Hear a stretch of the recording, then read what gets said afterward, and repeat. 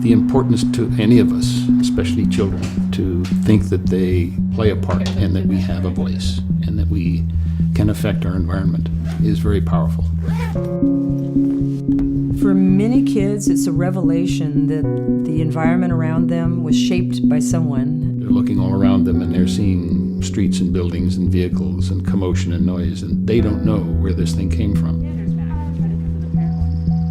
I think for us as a family, it's important to know that we have an effect in our community. We live that way. We try to be involved in all the stuff that happens here at Laurel Dell and the surrounding parks and community where we live for the value that we're trying to teach our children. It's been really important that it's not just our house that thinks that, but also your school values, that you get involved and care about your neighborhood and the people that live around you.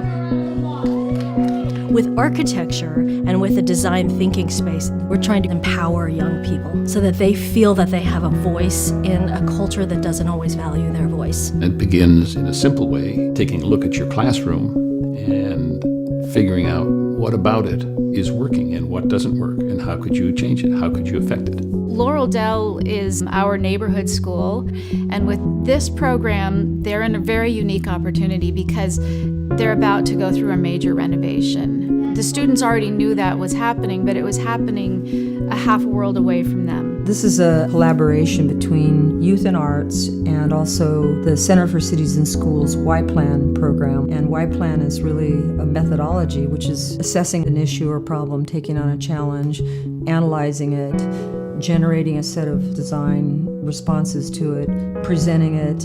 And I think for kids, it's kind of a magical thing to envision something that's never existed before. Young people are so naturally creative that it's a way for them to really connect their natural instincts for fresh and new ideas to something very practical. It's a really great opportunity for a kid to say to an architect, this is what's wrong here, and this is what we love, and this is what should stay, and this is what should change. We met with the 4th and 5th graders to get them involved as well, to find out what they really need and what they want their new school to be and to have. I remember when I asked, told the architect that we wanted to have, a bigger playground. This program is based on having a meaningful impact with kids, and what that means is collaboration with the teacher, with the school, and it's usually around the curriculum that a teacher has to get across to the kids. And I think that makes the difference between a meaningful presence and parachuting in for a display of what you think you know. I've seen kids here that are kind of shy, struggle in certain areas, but when you put materials in front of them, you put that glue in front of them, and you tell them, build something that has to do with this, their imagination just explodes and they just take off. Les ayuda, y a lo que yo he visto, a desarrollar cómo piensan ellos, cómo les gustaría que fuera. Y no tan solo es hacer bloquecitos o pegar cosas, sino que desarrollan y ven su expectativa. There is a plethora of research that shows that arts education increases attendance because when kids are excited and engaged about making art, then they want to come to school. And when they're excited about sharing that with their caregivers and their families, then they're also excited about school and they do better in school. Sometimes we have this architect art classes and music class, and sometimes I really want to come to school when we have that. Es muy bueno porque desarrolla la imaginación de los niños. Y eso es lo que he visto en mi hija. Le ha gustado más las matemáticas, le gusta venir a la escuela y cuando tiene las clases quiere venir para seguir construyendo el espacio que la rodea. Design principles in architecture are such an amazing thing to learn at such a young age because we've been teaching the Common Core standards now to our students for several years, and we've increased what we're expecting our students to learn with reading, with writing, with math, with science, with social studies. And architecture brings in so many of those facets into what we're expecting our kids to do.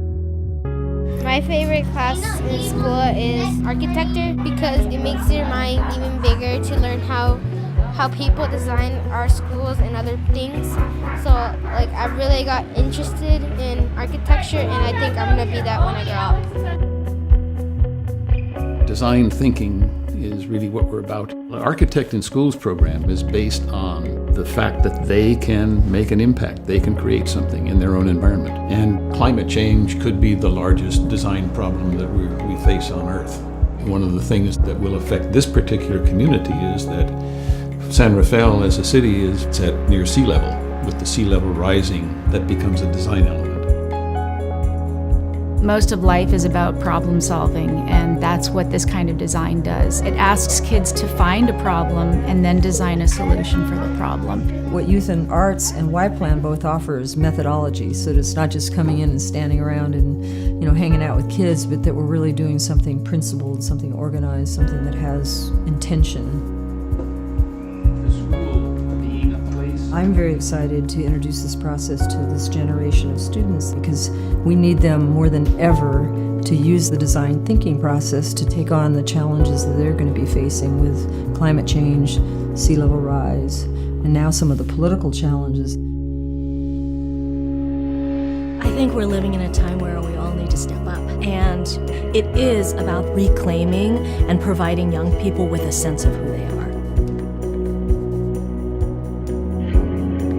When you enlist young people as innovators and as problem solvers, and you also introduce them to a set of real tools to solve those problems, they love it. They take on that challenge and they go for it.